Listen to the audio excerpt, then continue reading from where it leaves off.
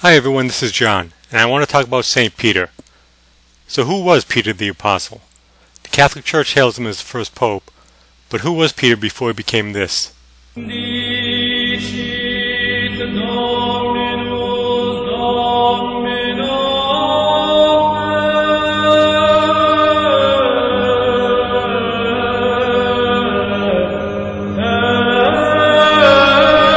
you get the idea. To begin with, Peter was a fisherman, which would make him a physically strong man. But it's not going to be pleasant. I value my neck a lot more than $3,000.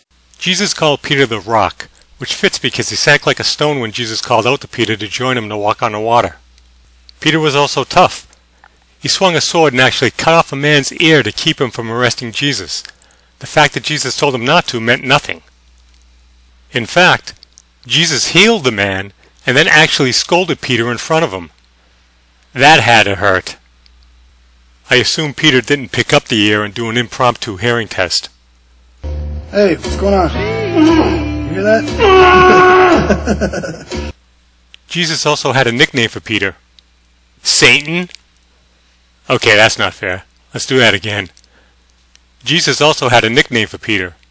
Satan? Yes, that works. When Jesus foretold his own death, Peter had the gusto to actually contradict him, to which Jesus replied, "Get thee behind me, Satan." How can someone actually contradict God? Talk about chutzpah. And when Jesus was arrested, what did big, tough, faithful Peter the Rock do? He denied knowing Jesus at all, to a servant girl no less, 3 times. And Jesus was still in full view of Peter. Talk about a fair weather friend.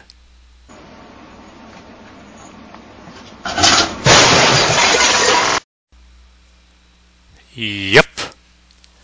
This is equivalent to the Incredible Hulk backing down to an arm wrestling challenge from Dakota Fanning. I mean, really, what sort of servant girl can make a grown man tremble? Ugh. Anyway, ever wonder if the other apostles made fun of Peter? I mean, can't you just see John saying to Peter, "Hey, if I had your faith, I'd be sucking water by now." And if Peter got mad, Thomas could jump in and say, "Oh, slow down, Tex. Don't slice my ear off." Why am I bringing all this up? Sometimes we make the disciples of Christ so holy, we forget they were human beings. Being a Christian is a path to enlightenment. Like life, Christianity is a journey, but unlike life, it's also a destination. Peter wanted to follow Jesus, and he made mistakes, sometimes big mistakes. But he believed that Jesus was the Son of God, and he wanted to be more. Peter loved Jesus, and as he grew in his faith, he cured the sick, and even resurrected the dead.